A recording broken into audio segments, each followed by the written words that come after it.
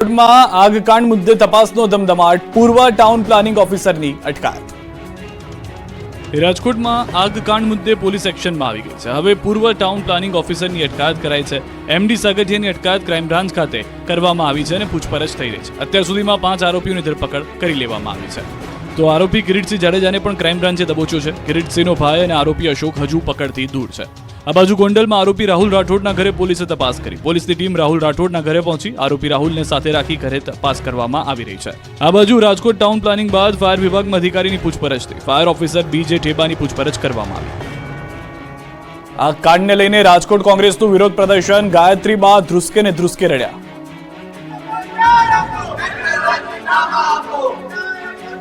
Rajkot TRP game zone અગ્નિકાંડ મામલે કોંગ્રેસ આક્રમક મૂડમાં જોવા મળી રહી છે. કોંગ્રેસ દ્વારા કલેક્ટર કચેરી ખાતે વિરોધ પ્રદર્શન કરવામાં આવ્યું. વિરોધ પ્રદર્શન બાદ કોંગ્રેસના આગેવાનો દ્વારા સૂત્રોચ્ચાર કરી કલેક્ટરને આવેદનપત્ર આપવામાં આવ્યું.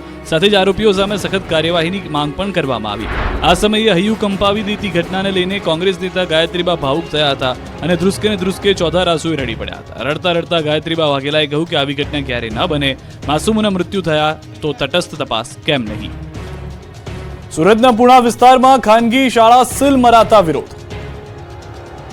રાજકોટમાં આગની ઘટના બાદ ગાઢ નિંદ્રામાં સૂતેલું તંત્ર સફાળું જાગી ગયું છે. દેખાડો કરવા રાજ્યભરમાં ફાયર સેફટીને લઈને તપાસના નાટક શરૂ કરાયા છે. ત્યારે સુરતના પુણા વિસ્તારમાં ખાનગી શાળાઓમાં સીલ મારી દેવામાં આવી. શાળા બંધ કરાતા વિરોધનો વંટોળ શરૂ થયો. પુણા ગામમાં ફાયર અને પાલિકાની ટીમે તપાસ હાથ ધરી હતી. 20 વર્ષથી ચાલતી નાલંદા શાળામાં ફાયરને લઈને તપાસ કરવામાં આવતા આ શાળામાં ન તો કોઈ ફાયરના સાધનો હતા, ન તો ફાયર એનઓસી હતી. છતાં ગેરકાયદે 20 વર્ષથી બિલ્ડિંગ ધમધમી રહ્યું હતું, જેથી શાળાને સીલ કરાતા ખાનગી શાળા મંડળ સંચાલન સમિતિ દ્વારા વિરોધ કરવામાં આવ્યો. સમિતિ દ્વારા ફાયરની એનઓસી હોવા છતાં બિલ્ડિંગ ગેરકાયદેસર બતાવી સીલ કરાઈ હોવાના આક્ષેપ કરાઈ રહ્યા છે. જ્યાં સુધી તમામ શાળાના સીલ નહીં ખુલે ત્યાં સુધી અન્ય શાળાઓ પણ બંધ રાખીને વિરોધ કરવાની ચીમકી અપાઈ.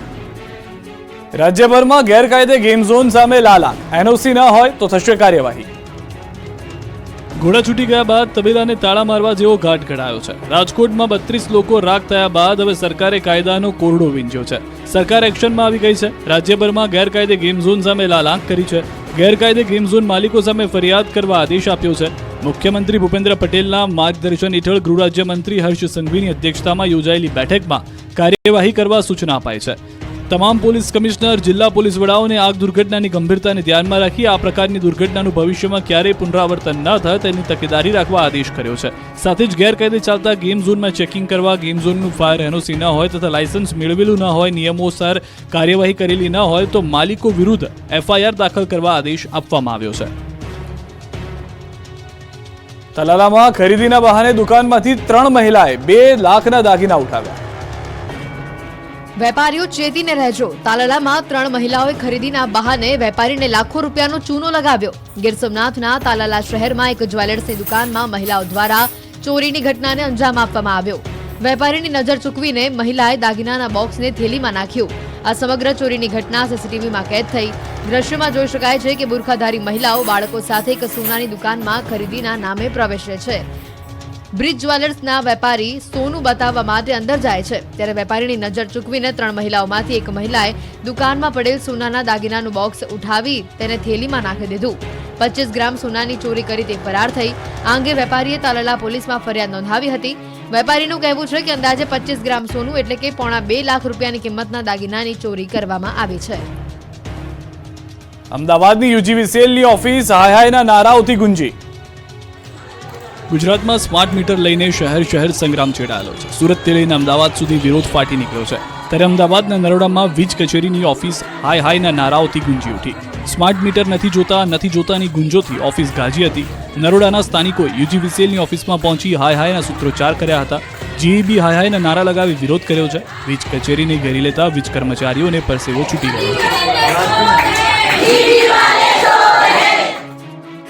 બારડોલીના ખેડૂતોએ વીજ કંપની સામે બાયો ચડાવી. સુરત જિલ્લાના બારડોલી શહેરમાં ગુજરાત ખેડૂત સમાજે વીજ કંપની સામે બાયો ચડાવી છે. જિલ્લાના માંગરોળ, માંડવી, બારડોલી, કામરેજમાંથી પસાર થતી વીજ લાઇનને લઈને વિરોધ પ્રદર્શન થયું છે. વીજ કંપનીએ જમીન સંપાદન કર્યા વગર પોતાની જો હુકુમીથી ખેડૂતોના ઉભા પાકને નુકસાન કર્યું, વીજ લાઇનની કામગીરી શરૂ કરી દીધી હોવાનો આરોપ છે. વીજ કંપનીના અધિકારીઓની મનમાની સામે દક્ષિણ ગુજરાતના ખેડૂતો આકરા પાણીએ છે. અગાઉ માંડવીના વીરપોર ગામે પણ વીજ કંપનીના અધિકારીઓ અને ખેડૂતો વચ્ચે બોલાચાલી થઈ હતી. જમીનનું યોગ્ય વળતર આપવાની માંગ ખેડૂતો કરી રહ્યા છે. યોગ્ય વળતર નહીં મળે તો ખેડૂતોએ ઉગ્ર વિરોધની ચીમકી પણ ઉચ્ચારી છે. સાથે ન્યાયની પણ માંગ સાથે આવેદનપત્ર આપ્યું છે. જેતપુરમાં વૃક્ષ ધરાશાયી થતા એકને ઈજા. જેતપુરમાં ભારે પવનના કારણે વૃક્ષ ધરાશાયી થયું હતું. રબારિકા રોડ પર મહાકાય વૃક્ષ ધરાશાયી થતા વીજપોલને નુકસાન પહોંચ્યું હતું. રોડ પર બ્લોક થઈ ગયો હતો. દોડધામ મચી ગઈ હતી તો મહાકાય વૃક્ષ જમીનદોસ્ત થતા એક વ્યક્તિને ઈજા પહોંચી છે. સૂરજ દાવર ખેતરથી પોતાના ઘરે જઈ રહ્યા હતા ત્યારે જ વૃક્ષ પડતા તેમને માથાના ભાગે ઈજા પહોંચી હતી. ભારે પવનના કારણે વૃક્ષ પડતા બે વીજપોલને નુકસાન પહોંચ્યું હતું, જેથી આસપાસના વિસ્તારમાં લાઇટ ગુલ થઈ ગઈ હતી. ભરૂચના દવાખાનામાં ગેસ લીકેજ થતા મચી દોડધામ. ઝઘડિયાની જાણીતી સેવા રૂરલ હોસ્પિટલમાં ગેસ લીકેજથી દોડધામ મચી ગઈ. એક તરફ રાજકોટ ટીઆરપી મોલ દુર્ઘટનાની શાહી હજી સુકાઈ નથી, ત્યાં ભરૂચની ઘટનાને અફરાતફરી મચાવી દીધી.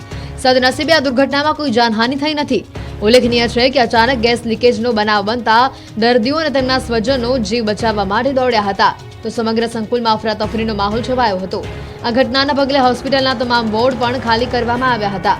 જો કે હોસ્પિટલ વહીવટીતંત્ર સમગ્ર મામલે એક્શનમાં જોવા મળ્યું અને ગેસ પુરવઠો બંધ કરીને યુદ્ધના ધોરણે કામગીરી હાથ ધરવામાં આવી. મોટી દુર્ઘટના ટળી છે. સમારકામ કર્યા બાદ દર્દીઓને સુરક્ષિત રીતે પુનઃ હોસ્પિટલમાં લાવવામાં આવ્યા હતા. આ કિસ્સો ટોક ઓફ ધી ટાઉન બની ચૂક્યો છે. અમદાવાદની ખાનગી બેંકમાં મહિલાએ કરી તોડફોડ. કાગડાપીઠ પોલીસ સ્ટેશનની હદમાં બની ઘટના. બંધન બેંકની ગીતા મંદિર બ્રાન્ચમાં મહિલા વિફરી. સિવિલ સ્કોર ઓછો હોવાને કારણે લોન ન મળતા કરી તોડફોડ. મહિલા ગ્રાહકના સાથીદારોએ બેંક મેનેજરને ઢોરમાર માર્યો. સમગ્ર મામલે પોલીસે ફરિયાદ ન નોંધતા તર્ક વિતર્ક.